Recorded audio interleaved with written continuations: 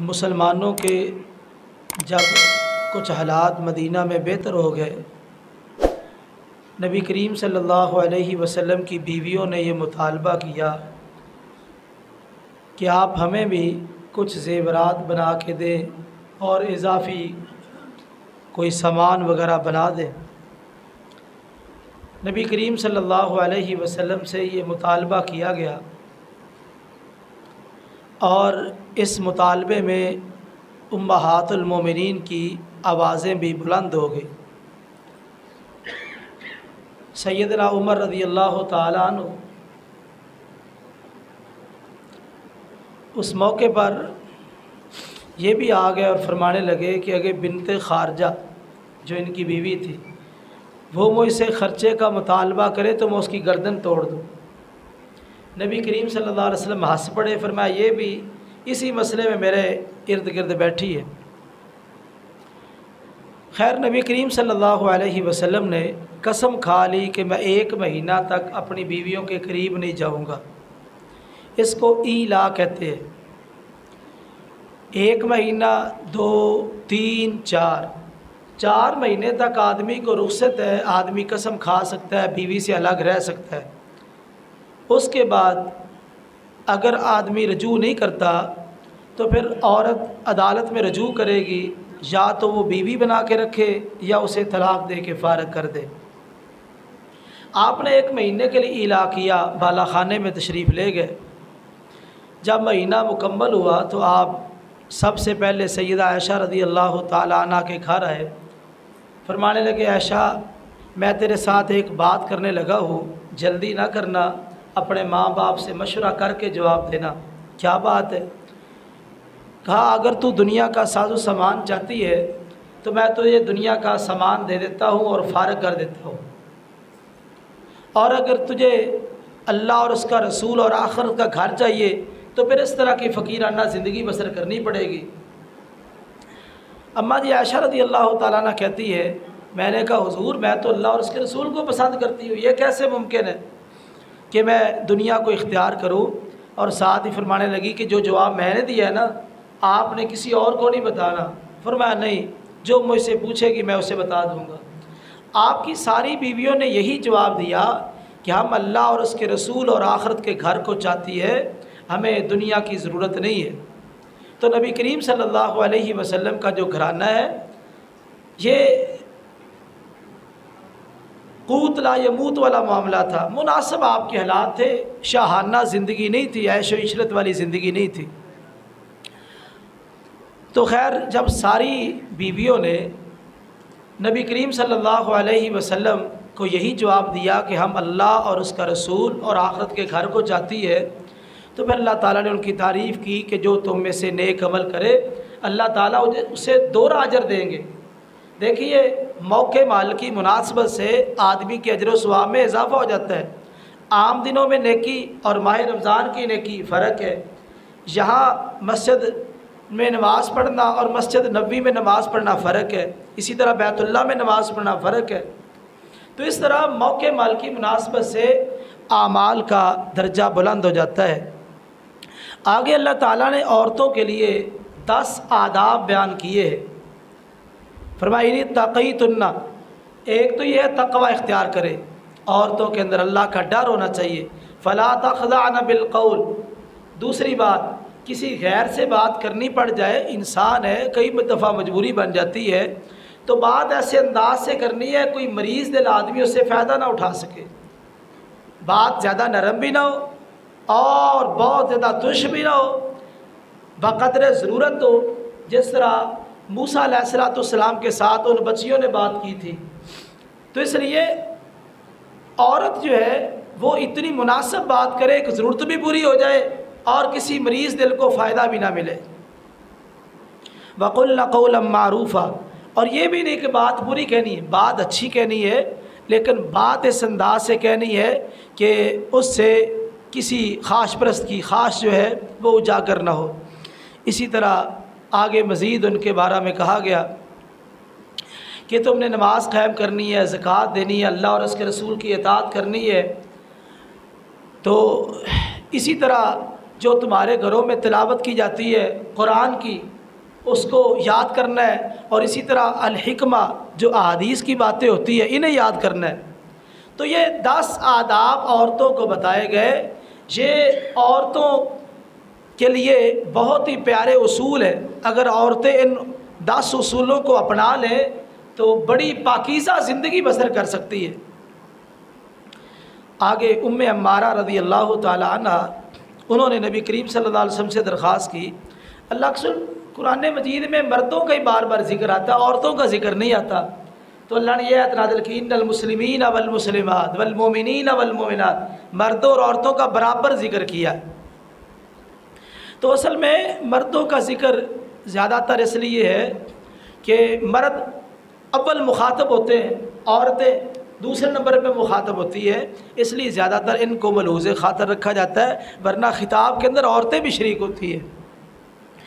آگے کہا دنیا کے کئی معاملات میں آپشن ہوتے ہیں، یہ کر لو، یہ نہیں تو یہ کر لو، ایک ایسا معاملہ ہے اس میں کوئی آپشن نہیں ہے۔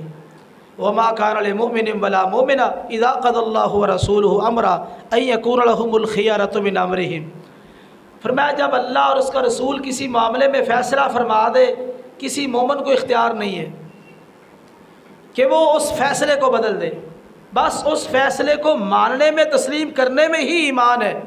اگر اس کو تبدیل کرو گے اور انکار کرو گے، ایمان خارج ہو جائے گا۔ تو اس لیے کوئی دوسرا آپشن ہے ہی نہیں، صرف ایک ہی بات ہے، اللہ اور اس کے رسول کا فیصلہ حرف آخر ہے، دنیا کی کسی عدالت میں ان کو چیلنج نہیں ہو سکتا۔ آگے اللہ تعالیٰ نے ایک رسم بد اس کو توڑا، متبنہ بیٹا جس کو لوگ منہ بولا بیٹا کہتے ہیں، اس کی بیوی کے ساتھ نکاح کرنا عرب لوگ اس کو برا گردانتے تھے۔ جناب زینب رضی اللہ تعالی عنہ، ان کی شادی آپ نے جناب زید رضی اللہ تعالیٰ عنہ سے کر دی۔ پورے قرآن میں صرف ایک صحابی کا نام ہے، فلما قضا زید، حضرت زید کا، یہ عام طور پہ سوال بھی پوچھ لیتے ہیں۔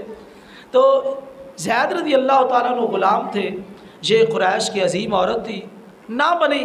خیر زید کو آپ نے بار بار سمجھایا، لیکن زید نے کہا جی میرا گزارا نہیں، اس نے طلاق دے دی۔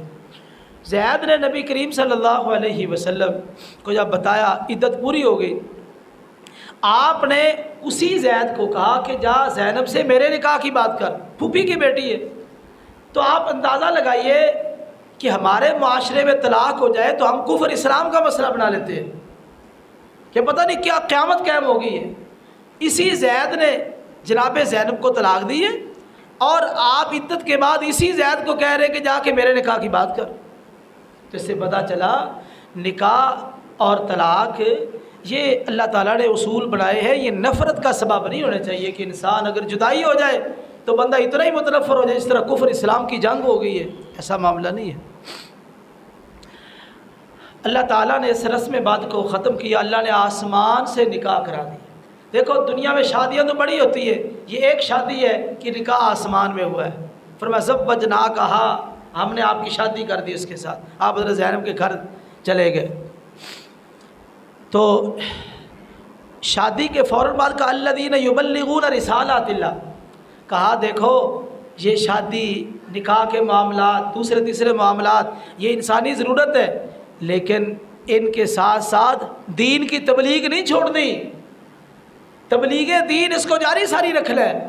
ساتھ اس تبلیغ کا ذکر کر کے، یہ تبلیغ ایسی چیز ہے آپ جیل میں بھی پہنچ جائیں تو سنت یوسفی یہی ہے کہ آپ جیل میں بھی دعوت دیں، وہاں بھی لوگوں کو تبلیغ کریں۔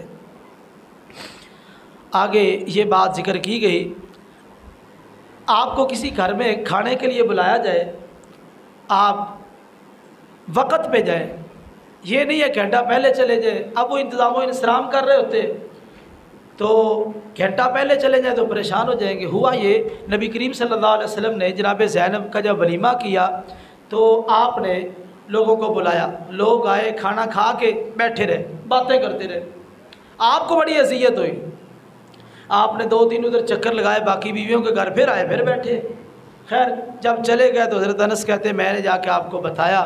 اس کے بعد اللہ نے یہ آیات نازل کی کہ جب تمہارے اے ایمان والو، جب تمہیں کھانے کی طرف بلایا جائے تو جب کھانے کے لیے جاؤ، اور جب کھانا کھا چکو تو تم واپس آ جاؤ، وہاں بیٹھنے کی کیا ضرورت ہے؟ دیکھو میزبانوں نے بھی کھانا کھانا ہوتا ہے اور انہوں نے برتن وغیرہ سمیٹنے ہوتے ہیں اور بھی کئی معاملات ہوتے ہیں۔ اگر تم نے بات چیت کرنی ہے تو باہر آ کے کسی جگہ پہ بات کر لو۔ تو یہ عادت اچھی نہیں ہے۔ ہاں تمہارا ایسا گھر ہے، تمہارا دوست ہے، قریبی ہے، اس میں کوئی تکلف نہیں ہے تو ٹھیک ہے، لیکن عام جو معمول کی دعوتیں ہیں آپ وقت پہ جائیں اور کھانا کھا کے جلدی نکل آئیں تاکہ ان کو اذیت اور پریشانی نہ ہو۔ آگے یہ بات ذکر کی ہے، ایمان والو اللہ سے ڈر جو، وقولوا قولا سدیدا، سیدھی بات کیا کرو۔ ایک ہوتی ہے سچی بات، ایک ہوتی ہے سیدھی بات۔ ہمارے ہاں معاشرے میں جو اختلافات ہیں نا، یہ سچی باتوں سے۔ آپ کہتے ہیں میں نے تو سچی بات ہی کی ہے۔ دیکھیے سیدھی بات اور سچی بات میں فرق کیا ہے؟ مثلا آدمی کہتا ہے امی یہ اسٹیشن کدھر ہے؟ وہ کہتی بیٹا ادھر ہے اسٹیشن ہے، تو یہ سیدھی بات ہے۔ اور اگر وہ کہے اے میرے ابو کی بیوی اسٹیشن کدھر ہے، اب یہ سچی بات ہے، جھوٹ نہیں ہے، سچی بات ہے، لیکن یہ سچی بات سے پریشانی بنے گی۔ تو اس لیے اللہ نے کہا سیدھی بات، بات سچائی کے آگے درست بھی ہو، موقع مال کی مناسبت کے ساتھ بات کرنی چاہیے۔ تو ہمارے معاشرے میں خاندانوں میں جو اکثر لڑائیاں اور نفرتیں ہوتی ہیں نا، تو ہم کہتے ہیں میں نے تو سچی بات کی ہے، سچی نہیں کرنی، سیدھی بات کرنی ہے۔ آگے اللہ تعالیٰ نے کہا کہ پہاڑوں پہ ہم نے قرآن کو پیش کیا تو آسمانوں پہ، زمینوں پہ، پہاڑوں پہ سب نے انکار کر دیا۔ اس انسان نے اس بوجھ کو اٹھا لیا ہے، ظلوماً جہولا۔ انسان کی دو صفتیں بیان کی گئی، ظلم اور جہالت، ظلوماً جہولا۔ یہ ظلم اور جہالت یہ دو برائیاں ہر برائی کی جڑ ہے، ظلم اور جہالت۔ جتنی بھی برائیاں دنیا میں اس کی جڑ یہ دو چیزیں ہیں۔ آگے سورہ سبا میں قوم سبا کا واقعہ ذکر کیا گیا۔ پہلے تو یہ بات ذکر کی گئی کہ ہم نے داؤد علیہ السلام کے لیے لوہا نرم کر دیا۔ اللہ نے داؤد علیہ السلام کے لیے لوہا موم کی طرح بنا دیا تھا، وہ لوہے سے زرے بناتے اور چیزیں بناتے، تو اللہ تعالیٰ نے ان کو یہ معجزہ عطا کیا۔ اور اسی طرح اللہ تعالیٰ نے ان کو یہ بھی معجزہ عطا کیا، جب وہ زبور کی تلاوت کرتے تو ان کے ساتھ جو نا پرندے بھی شامل ہو جاتے اور پہاڑ بھی شریک ہو جاتے، یعنی ان کے ساتھ پڑھنا شروع کیا، یہ معجزہ تھا ان کا۔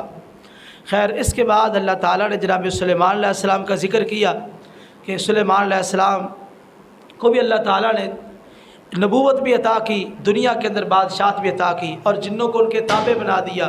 وہ جنات جو تھے ان کے حکم سے بڑے بڑے محلات بناتے تھے، بڑے بڑے برتن بناتے تھے، جتنے جتنے ہمارے حوض ہیں نا اتنے اتنے بڑے تالاب بناتے تھے، یہ جنات سے کام لیتے تھے۔ آگے اس حوالے سے کل انشاءاللہ کچھ باتیں آئے گی جنات کے حوالے سے کہ سلیمان علیہ السلام نے کیسے ان سے کام لیے۔ آگے جو قوم سبا کا ذکر کیا ہے، قوم سبا یہ بڑی خوشحال قوم تھی، یہاں یہ آباد تھے، وہاں قریب ایک بہت بڑا ڈیم تھا، وہاں پانی رک جاتا، سارا سال یہ اپنے باغوں کو پانی لگاتے، تو باغ اتنے زیادہ تھے جن دنوں میں پھل پکا ہوتا کوئی آدمی خالی ٹوکرا لے کے باغ کے نیچے سے گزر رہا ہے، کسی درخت کو ہاتھ نہیں لگایا، باغ ختم نہ ہوتا اس کا ٹوکرا پھلوں سے بھر جاتا تھا، یعنی اتنے باغات تھے۔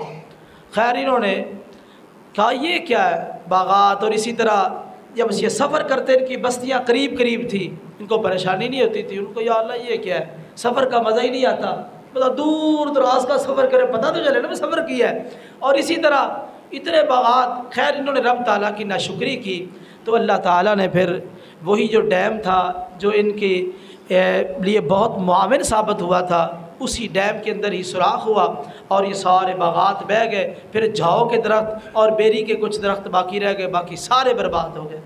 تو اللہ نے بتایا دیکھو اگر تم اللہ کی نعمتوں کا شکر ادا کرو تو اللہ تعالیٰ تمہاری نعمتوں میں اضافہ کر دیں گے، اگر نہ شکری کرو گے تو جس طرح قوم سبا کا اللہ تعالیٰ نے باغات کو تباہ کر دیا، ان کو تباہ کر دیا، اللہ تمہیں بھی برباد کر دے گا۔ آگے یہ بات ذکر کی وَمَا أَنفَقْتُم مِّن نَفَقَةٍ، تم جو بھی خرچ کرو فَهُوَ يُخْلِفُ، اللہ اس کا بدلہ دینے والے ہیں۔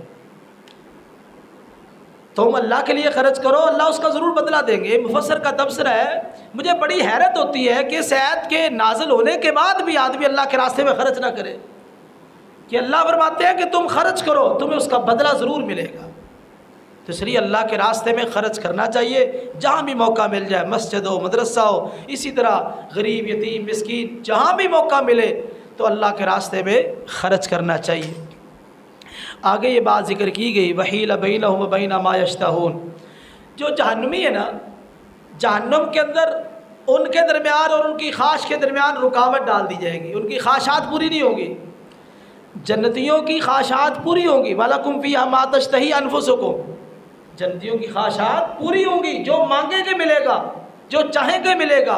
और जहन्नमी वो जो चाहेंगे नहीं मिलेगा। सबसे ज़्यादा जहन्नम में उनको जिस चीज़ की तलब होगी वो पानी होगा, ठंडा पानी मिल जाए।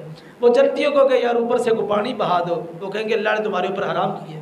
खाना फेंक दो, अल्लाह ने तुम्हारे ऊपर हराम किया। ये आयत अब्दुल्लाह बिन उमर रज़ी अल्लाह ताला अन्हु पढ़ते और बहुत ज़्यादा रोते। इस पर एक मुफस्सर का तबसरा है, आदमी के लिए सबसे बड़ा अजाब ये होता है कि जो आदमी को चीज़ ज़्यादा पसंद है उसे रोक दिया जाए। जो चीज़ आदमी को ज़्यादा पसंद है उससे रोक दिया जाए, तो ये आदमी के लिए बहुत बड़ा अजाब है। तो जहन्नम में सबसे ज़्यादा पसंदीदा चीज़ ठंडा पानी होगा, लेकिन वो मिलेगा नहीं, दरमियान में रुकावट हायल कर दी जाएगी। आगे अल्लाह ने ज़िक्र किया, देखो तुम मालदार बनना चाहते हो कि फ़कीर बनना चाहते हो? हर बंदा चाहता है मैं मालदार बनूँ, लेकिन मोमिन चाहता है कि मैं अल्लाह के दर का फ़कीर रहूँ। या अय्युहन्नास अंतुमुल फुक़राउ इलल्लाह, ऐ लोगो तुम सारे के सारे अल्लाह की तरफ फ़कीर हो, मोहताज हो। वल्लाहुल गनियुल हमीद, अल्लाह गनी है। तो इसलिए इंसान को हमेशा अपने आप को अल्लाह के दर का फ़कीर समझना चाहिए। मैं अल्लाह के दर का फ़कीर, अल्लाह का मोहताज हो।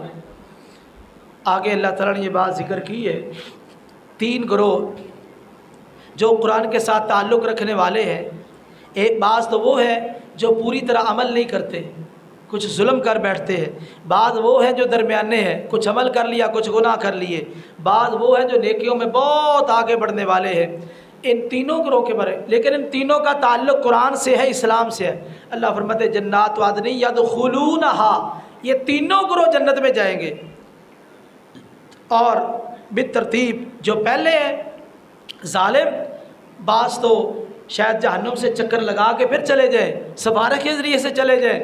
और जो दरमियाने में रवि इख्तियार करने वाले, उनका हिसाब व किताब होगा, लेकिन हिसाब यसीर होगा। और जो नेकियों में सबकत करने वाले वो बग़ैर हिसाब की जन्नत में चले जाएंगे। आगे फिर मैं जन्नात वादनी यदखुलूनहा। शेख सालेह अल उसैमीन बहुत बड़े मुफस्सिर और मुहद्दिस है सऊदी अरब के, अल्लाह ताला उनकी मग़फ़िरत फरमाए, ये हमारे करीब की गुज़रे हैं। यहाँ पे कहते हैं देखो 3 गिरोहों का जिक्र करके अल्लाह ने कहा यदखुलूनहा। ये जो वाव है ना, यदखुलूना में वाव है, कहते हैं इस वाव को सोने के पानी से लिखना चाहिए। क्यों? इस वाव ने तीनों गिरोह के बारे में कह दिया, तीनों जन्नती है। अगर आ जाए यदखुलूहा, 1 गिरोह दाखिल होगा, यदखुलान 2 गिरोह, यदखुलूनहा, इस वाव ने जो जमा की वाव है, तीनों गिरोहों को जन्नती साबित कर दिया है। आगे ये बात जिक्र की है, बाद लोग बड़ी साजिशें करते हैं, बड़े मकर व फ़रेब करते हैं। अल्लाह फरमाते हैं याद रख लो, जो मकर व फ़रेब साजिशें करते हैं, एक ना एक दिन ज़रूर वो उसमें काबू आ जाते हैं। जो किसी के लिए कुआं खोदता है, एक दिन खुद उसमें गिर जाता है। इसलिए ज़िंदगी में कभी ऐसा कदम ना उठाओ कि मुसलमान भाई के लिए आप साजिश करें, मकर करें, बल्कि मुसलमान की खैर खाई करनी चाहिए, उसकी भलाई की कोशिश करनी चाहिए और उसके लिए दुआ करनी चाहिए। अल्लाह से दुआ है कि अल्लाह ताला दीन को समझने की और अमल की तौफीक नसीब फरमाए। अल्लाह